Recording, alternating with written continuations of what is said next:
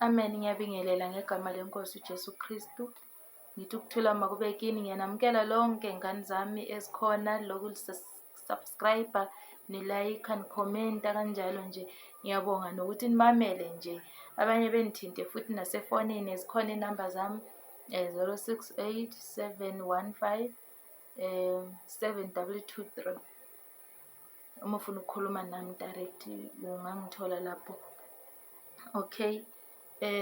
Ngoba ngangishilo nje ukuthi uNkulunkulu uyakhuluma futhi ushilo ukuthi ngikwenze lokhu, ngikhulume nani. Ngizile futhi namhlanje ngizokhuluma nani. Ngibonga konke nje enikwenzayo, konke nje enikwenzayo, ningikhuthaza nokungikhuthaza nokuthi niyazizwa futhi izifundiso.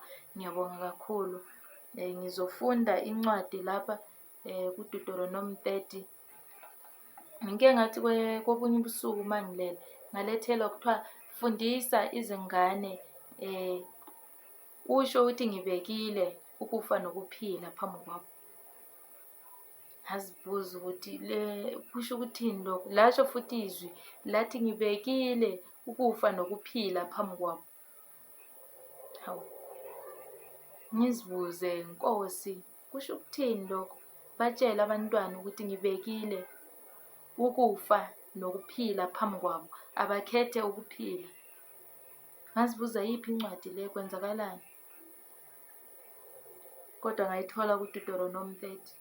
uNkulunkulu uyakhuluma ukuthi ubekile ukufa nokuphila phambi kwenu. Wasethi njalo ubafundele incwadi yemiyalo 10. Imiyalo 10 ngiyathanda ukuthi igcinwe, ayigcinwe imiyalo 10. Ebengayeqi namunye ngoba ukweqa owodwa nje yakubonile kuNkulunkulu. Kakhulu nje wakuqala kufanele niwugcine ukuthi uthanda uNkulunkulu ngayo yonke inhliziyo yakho nangawo wonke umoya wakho. Then umlayo number 2 bese kuba yilodwa, othanda umakhelwane wakho njengoba uzithanda wena. uJesu masehamba futhi uthi umlayo enginishiyela wona ukuthi nithandane. Umthanda umuntu angeke umenze okubi. Ngoba kuthiwa nithandane nje, angeke umenze okubi umuntu uma umthanda. Ngeke umenze okubi umakhelwane wakho, ngeke umenze omunye okubi omunye emsebenzini wakho, ngeke umenze omunye okubi ekhaya, ngeke umenze omunye okubi ohleli naye emotweni or etekisini noma ngabe yikuphi, ngenxa yokuthi unothando. Bese ethi uPawulu uthando lusibekela inqwaba yezono. Uma unothando nje usibekela izono esiningi, ngoba uyasho uJesu uma ekhuluma lapha kuMateyu 6 uthi uma nithethelela noBaba osezulwini uyanithethelela izono zenu. Awukwazi ukuthethelela ungenathando, kodwa uma unalo uthando umakhelwane wakho uyathethelela. Bese kusibekeleka inqwaba yezono eziningi. Bese uBaba osezulwini ekuthethelela nawe njengoba ukwazile ukuthethelela. Amen. Then masifunda le ncwadi nguDuteronomi 30 ithi inhloko yombhalo, sisaqhubeka isiyalezo sikaMose. Then sizoqala ku verse 11. Ithi, ngicela siqale ku verse 10 ethi, uma ulalela izwi likaJehova uNkulunkulu wakho, ugcina imiyalo yakhe nezimiso zakhe ezilotshwe kule ncwadi yomthetho, uma ubuyela kuJehova uNkulunkulu wakho ngayo yonke inhliziyo yakho nangawo wonke umphefumulo wakho, ngokuba lo myalo engikuyala ngawo namuhla awulukhuni kuwe, awukude, awusezulwini, ukuba uthi ngubani oyakusikhuphukela ezulwini asilethele wona siwuzwe siwenze na? Futhi awuphesheya kolwandle, ukuba uthi ngubani oyakusiwelela ulwandle asilethele wona siwuzwe siwenze na? Cha, izwi liseduze kakhulu nawe, lisemlonyeni wakho, nasenhliziyweni yakho ukuba ulenze. Uthi ngiyakuyala namhlanje. Umyalo engiyala ngawo senhliziyweni yakho ngaphakathi kwakho uphila nawo. Awukho kude ukuthi ungathi awuwazi njalo awusebenzisi. Awukho sezulwini ukuthi ungathi izulu angikwazi ukunyukela ezulwini. Awukho ngaphesheya kwezilwandle ukuthi ungasho futhi ukuthi angikwazi ukunyukela ngale kwezilwandle ngiyolanda lowo myalo. Bese sithi ku-15 ethi bheka ngibeke namuhla phambi kwakho ukuphila nokuhle, ukufa nokubi. Ngokukuyala namuhla ukuba umthande uJehova uNkulunkulu wakho, uhambe ngezindlela zakhe, ugcine imiyalo yakhe nezimiso zakhe nezahlulelo zakhe, ukuze uphile, wande uNkulunkulu wakho akubusise ezweni ongena kulo ukulidla. Usho njalo uJehova. Ngicela ukuthi niwulalele lo myalo njengoba kunguye ongiphele incwadi ukuthi ngikhulume ngayo, ukuthi ubekile ukufa nokuphila phambi kwenu, okuhle nokubi okubekile. So wena uyazikhethela ukuthi ufunani. Uyasho ukuthi othanda uJehova ngenhliziyo yakho yonke, ngomoya wakho wonke, uhambe ngezindlela zakhe. Uma usuhamba ngezindlela zakhe, uphinde uhambe futhi nangemiyalo yakhe, uyigcine nezimiso zakhe nezahlulelo zakhe, ukuze uphile, wande uJehova uNkulunkulu akubusise kule stage ongena kuso, ngoba manje usaseyingane. Kule stage ongena kuso, ukuze uNkulunkulu akubusise, landela imiyalo yakhe, wenze yona, uhlakaniphe, ulandele izimiso zakhe, umlalele. Then mayiqhubeka ithi, kepha uma inhliziyo yakho iphenduka ukuze ungezwa, kepha uyengwe ukhuleke kwabanye onkulunkulu bakhonze, ngiyanimemezela namuhla ukuthi niyakubhubha nokubhubha. Anikuzandisa izinsuku zenu ezweni eniwela iJordani ukuba ningene kulo ukulidla. Uthi maningamlaleli uzonibhubhisa nokunibhubhisa. Anikulidla, awuyi kuphila kahle kule stage ozongena kuso right now. Ngoba uyadlula nje kakhulu ungena kwesinye stage, awuyi kuphila kahle uma ungamlaleli uNkulunkulu. Ngoba ukumlalela uNkulunkulu akubalulekile kakhulu, ukwenza ukuthi ugcineke kahle. Ngakho-ke uma ungamlaleli uNkulunkulu umosha eyakho impilo, ngoba impilo yakho isezandleni zakho, ayikho sezandleni zami mina mzali, ayikho sezandleni zikabani, kodwa isezandleni zakho. Ubekile uNkulunkulu phambi kwakho. Uthi ngifakazisa namuhla izulu nomhlaba ngani, ukuba ngibeke phambi kwenu ukuphila nokufa, isibusiso nesiqalekiso. Ngakho khethani ukuphila ukuba niphile, wena nenzalo yakho, ukuba umthande uJehova uNkulunkulu wakho, ulilalele izwi lakhe, unamathele kuye, ngokuba lokho kungukuphila kwakho nobude bezinsuku zakho, ukuba uhlale ezweni uJehova alifungela oyihlo. Uthi namhlanje ngifakazisa izulu nomhlaba, ubekile ukufa nesiqalekiso. Sho njalo. Uthi ngibeke phambi kwenu ukufa, ukuphila nokufa, isibusiso nesiqalekiso. Ephinda nitshele futhi uthi ngakho khethani ukuphila ukuba niphile, wena nenzalo yakho. Ulalele uJehova kuyo le age group okuyo manje, uzokwenza ukuthi ukwazi ukuphila kahle wena nenzalo yakho. Ngoba phela kubekiwe ukufa nokuphila, kodwa wena uyazikhethela ukuthi ufuna ukuphila kanjani. Konke kusezandleni zakho, kusemandleni akho. Uthi futhi konke lokho uma ukugcina kuwubude bezinsuku zakho. Bese ethi uJesu mayikhuluma nendoda enothileyo la kuLuka 18 ivesi ngu-18 futhi, ethi insizwa enothileyo, uthi umbusi othilo Umbusi othile wayesembuza ethi, mfundisi omuhle, ngiyakwenzani ukuba ngidle ifa lokuphila okuphakade na? Kepha uJesu wathi kuye, ungibizelani ngokuthi ngimuhle na? Kakho omuhle, munye kuphela, uNkulunkulu. Singazenzi ngcwele ngoba asikho bahle, kodwa munye omuhle, uNkulunkulu kuphela, umdali wezulu nomhlaba. Nguye kuphela omuhle, ongcwele, ohlele ezulwini elihle futhi, ofuna thina ukuthi singabi nezono, sizingcwelise, sibe clean, sihlanzeke, sizihlambulule, siyengena kulelo zulu elingcwele, la hleli khona uNkulunkulu, la okungcwele khona. Siyengena nathi singcwele, sikwazi ukuhlala kahle.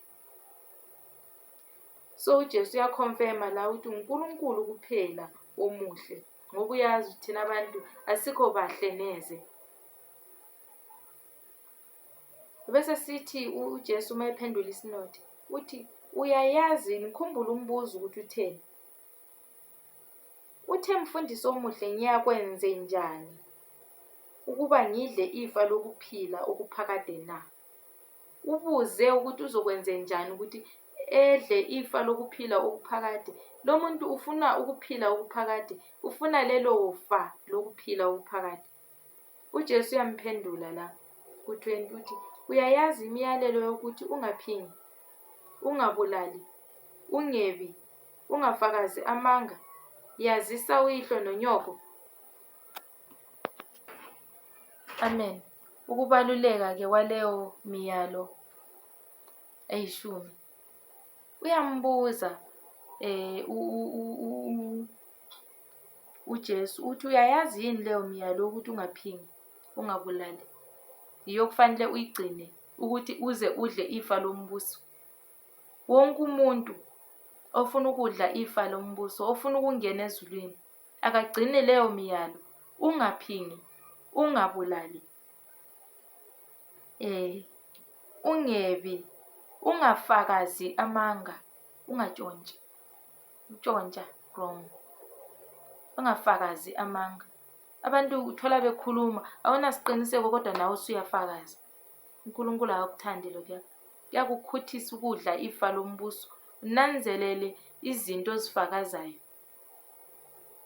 Ngesinye isikhathi kuhle kakhulu ukuthi uthule uma ungenasiqiniseko nento ethile kunokuthi ufakaze, ugcine ubulalisa lo muntu ofakaza ngaye, ngoba lowo muntu uyabe umbulele. Agcine lowo muntu eboshwa ufakaza ngaye, ube ungenasiqiniseko, ube ungazi. Uyagcina ukhutha ukudla ifa lombuso, uvalelwa ngaphandle. Ukhutha ukudla ifa lombuso ngenxa yokwenza kwakho okurong. Ukwenzile yini wena right now? Umhloniphile yini uyihlo nonyoko? Uyamazisa yini uyihlo nonyoko? Uyababalulekisa yini? Ngoba kuthiwa sibabalulekise phela. Lowo myalo vele onesethembiso ukuthi yazisa uyihlo nonyoko. Bahloniphe ukuze insuku zakho zande emhlabeni. Uyabahlonipha yini? Ngoba ngikhuluma ngentsha, ngikhuluma ngama-youth, ngikhuluma nezingane. Uyabahlonipha yini? Angathi uma ekhuluma nawe ulibeke, umkhawulisa nje. Kubalulekile ukuzehlisa. Umzali akubone njengomntwana onembeko, ekubone njengomntwana ofanele ukuba yingane yakhe. Aziqhenye nje ngesimilo sakho, ngokwenza kwakho. Ungabi umuntu ophuma eceleni ngaso sonke isikhathi. Akube yiphutha nje lokuthi uphume eceleni, ukhuzwe futhi ukhuzeke. Hlonipha uyihlo nonyoko ukuze insuku zakho zande emhlabeni. Umncedise, umsize kulokhu nalokhu adinga ukusizwa kukho. Kuyilungelo lakho lokho ukuthi sikwenze njengezingane, sikwenze lokho. Ngoba manje siyazithathela, siyazenzela into zethu. Mhlawumbe sesilapha kuma-teenager, sibheke ukuthi manje singena ku-youth or singama-youth, siyazenzela, sesikwazi nokuqoma. Uqoma ngoba uyathanda na? Uqoma ngoba ngabe isinqumo sakho si-right yini ekuqomeni? Uyaqoma nje ngoba vele usufike kuleso stage mhlawumbe sikutshela ukuthi uqome.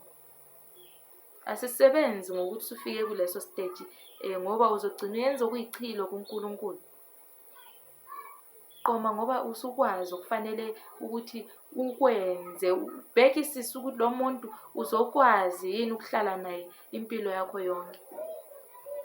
Ungasheleli nje ukukholisa noma nje ukuthi uthe unentombi, kodwa qinisekisa ukuthi lo muntu uzokwazi ukuhlala naye yini impilo yakho yonke. Uma impendulo kuwucha, yeka, ungabe usaqhubeka ngoba uzofela emanyaleni. Kuyenzeka ube nenhlanhla uphile isikhathi sibe side, kodwa kuyenzeka futhi insuku zakho zikhathwe usasemanyaleni bese ubanjwa ngaleso sikhathi. Uyaphi la uyakhona? Ngoba phela iJerusalema leli esikhuluma ngalo, kuthiwa umuzi ohlotshisiweyo omuhle ofana nomlobokazi, okungangeni khona amasela, okungangeni khona iziphingi nezinja. Abantu abayenza njengezinja abayenza okubi, isho njalo iBhayibheli. So kufanele ubone ukuthi uyabahlonipha naye ekwenzeni.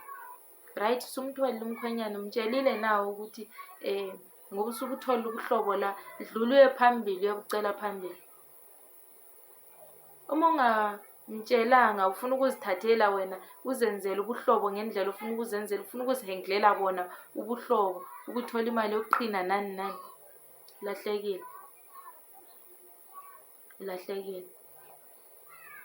Mangabe ufuna ukuzithathela lowo buhlobo, mhlawumbe uyijaha ufuna ukuzithathela lowo buhlobo, uzenzele intando yakho, uzidlalele ngendlela ofuna ukudlala ngakhona nengane zabantu, lahlekile. Kuyokufica ukufa usemanyaleni ngesinye isikhathi bese ungasalidli ifa lombuso. Kanti incwadi ikhulumile ukuthi abadla ifa lombuso ngabanjani. Yona iyaqhubeka iye phambili, ilokhu ixoxa isiya phambili, kodwa lo muntu ukuthi yena wavela wathi ngikwenzile konke lokho. Wena ongakakwenzi kwenze, ukwenzela ukuthi udle ifa lombuso. Lo wayesekwenzile, wasekuqhubeka setshelwa futhi ukuthi kufanele abe njani ukuthi eze edle ifa lombuso, azidele ngayiphi indlela.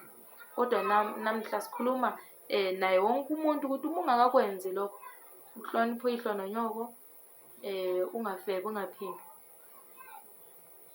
ugcina leyo myalo nje ukuthi ungakwenzi lokho.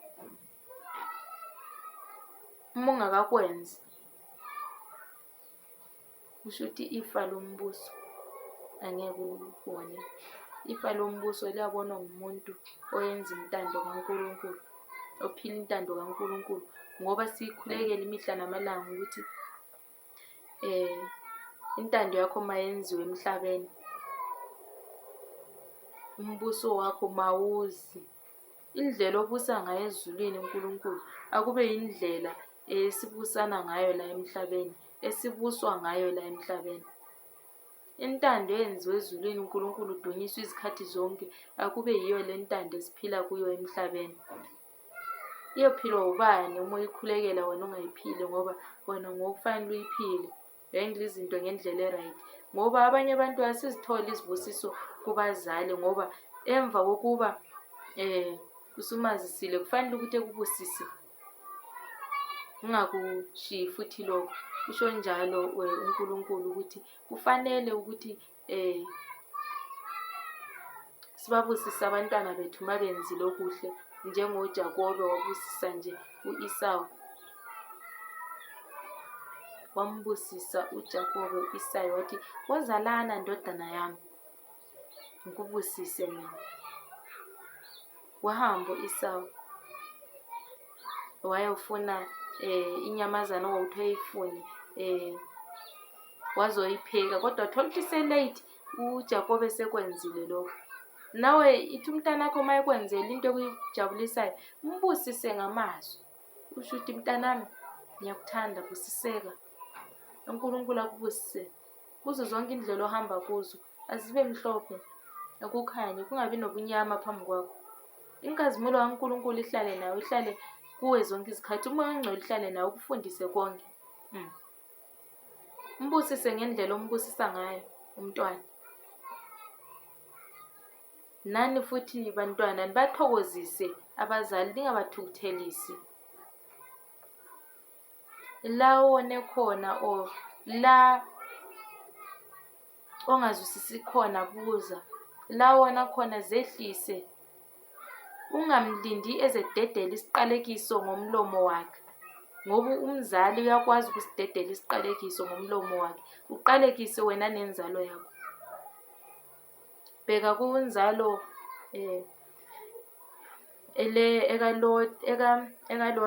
ekaJafethi noHamu ekaJafethi noHamu no-Elkanah. Elkanah, yeah, I think so. Bathi sebeqalekisiwe ukhona ohamba ephethe ingubo bayambathisa uyise, kodwa lo wambona ekuqaleni azange embathise uyise ngengubo, wabona ubuze bukayise, kodwa lo wabufihla ubuze bukayise. Uyabukhuluma yini ngomlomo wakho ubuze bakini bukanyoko noma obukayihlo? Ungalingi ngoba kuyisiqalekiso ukuthi ubukhulume nje ubuze bukanyoko noma obukayihlo. Kunalokho mbathise, mprotecte. Isho njalo incwadi. Wathi esevukile umzali wathi, wena Hamu, indodana yakho uKenani izokusebenzela laba ababili. Laba abanye ababili babusiswa kahle ngendlela efaneleyo, ngendlela eright. Kodwa wasethi, wena Hamu, uzosebenzela laba ababili impilo yakho yonke. Wadedela isiqalekiso. So umzali yakwazi ukuqalekisa. uJakobe naye masebusisa amadodana akhe, uqalekisa uRubheni uthi, wena Rubheni ulalile nomfazi wami omncane. Angeke ngikunikeze intonga yami yobukhosi. Nawe futhi Dani noSimoni, niwonile nihambile nabulala umkhwenyana esengimamkele mina, esengimvumele mina. Nabulala uSibale wena. Angeke nikwazi ukuyithola intonga yobukhosi. Waqalekisa indodana yakhe yokuqala nesibili nesine. Endodaneni yesi-4 uJuda wathi, wena uzokhothanyelwa ngabafowenu, ukhothanyelwe nayizizwe zonke. Ngiyakunikeza intonga yami yobukhosi. Namanje sithi ngonyama kaJuda sibiza yena lo Jesu ozelwe endlini kaJuda, endlini yesibusiso, ngoba wabusiswa ngumzali. uJuda wabusiswa ngumzali kwaze kwazalwa uKristu enzalweni yakho uJuda. So uziphathe kahle ukwazi ukuklema isibusiso kumzali. Uma kukhona osukonile mavele uvele wawona ungazibuyela uyexolisa usho ukuthi angeke uphinde futhi. NgoKristu Jesu Nkosi yethu ngimfisela okuhle ngani zami kho konke nikwenzayo, kho konke nje uNkulunkulu anikhanyisele inkazimulo yakhe ibe kini. Ngiyanithandazela ngoba ngikhuluma kanje. Inkazimulo yakhe ihlale kini izikhathi zonke endleleni yenu, futhi nibeke yena phambili, abe nani anikhokhelele ngoKristu Inkosi yethu Jesu. Ngiyanithandazela nibe nensuku ezinhle ekuphileni kwenu, ekuhambeni kwenu konke, nikhuthazeke evangelini, nishisekele, nivuthe emoyeni, nikhonze njalo iNkosi. Nithokoze futhi nabathokozayo eNkosini. Namhla kuze kube nini niziphathe kahle, nigcine imiyalo uJesu asiphe yona. Uthi ongithandayo uzogcina imiyalo yami. Ukubonisa ukuthi uthanda uNkulunkulu, uthanda uJesu, gcina umyalo kaKristu. Ungayigcini ngoba usaba kushiswa, usaba uSathane, kodwa yigcine ngoba umthanda uKristu Inkosi yethu eyasifela esiphambanweni, esisho ngayo sithi uyinkosi, umthetheleli wezono zethu, umahluleli olungileyo, oyisinkwa sokuphila, inkosi yamakhosi, oyikho konke, okunguye futhi udumo lungolwakhe, ubukhosi bungubakhe, namandla kungokwakhe konke. Ungusomandla, umnini mandla wonke, unguNkulunkulu. uNkulunkulu uKristu. Abanye bengamangala ukuthi why ngithi uNkulunkulu uKristu yena ehlala ezibiza ngendodana kaNkulunkulu or ebiza uNkulunkulu ngobaba. uNkulunkulu sekalokhu sisizwa abafundisi besifundisa besambulela njalo. Amen. Bethi uNkulunkulu ngempela baqinisile ngoba uyasho yena uthi uJohane masekhuluma uthi kwakukhona ulizwi wayekuNkulunkulu, uNkulunkulu. Uthi kwakukhona ulizwi wayekuNkulunkulu. Ulizwi enguNkulunkulu. WayenguNkulunkulu ulizwi. Encwadini kaSambulo uyasho ukuthi ngingulizwi, ngoqinisekileyo, mina othembekileyo. Sambulo 19 mawufunda incwadi yomshado wewulu. So kusho khona ukuthi uJesu ungulizwi wayekuNkulunkulu, enguNkulunkulu futhi esasezulwini. Uthe semhlabeni wayesesithi ngangikuNkulunkulu, ulizwi lo wayekuNkulunkulu. Kodwa esasezulwini engakayehli emhlabeni wayesanguNkulunkulu. Esesemhlabeni ulizwi wayekuNkulunkulu. Ulizwi usesezulwini futhi usekuNkulunkulu. Ephinde futhi uma esesele emhlabeni uJesu senyukile wayezulwini usengumoya ongcwele. So uJesu uziqu zintathu, uNkulunkulu, ungumoya ongcwele, ungulizwi, ungulizwi, ungumoya ongcwele, uNkulunkulu uJesu Kristu. Kodwa igama esilibizayo eliphezu kwawo wonke amagama sibizela uJesu Kristu indodana, ngoba wakwazi ukuthi azoba ngumuntu ekwazi ukuthi eme phakathi kwethu noNkulunkulu, ukuthi okhuluma noNkulunkulu onguye ekwazi ukubiza igama lakhe bese yasindiswa, ekwazi ukubiza igama lakhe bese yakuphiwa lokho akucelayo ngegama likaKristu Jesu. Amen. Bathandwa, benosuku oluhle. Amen.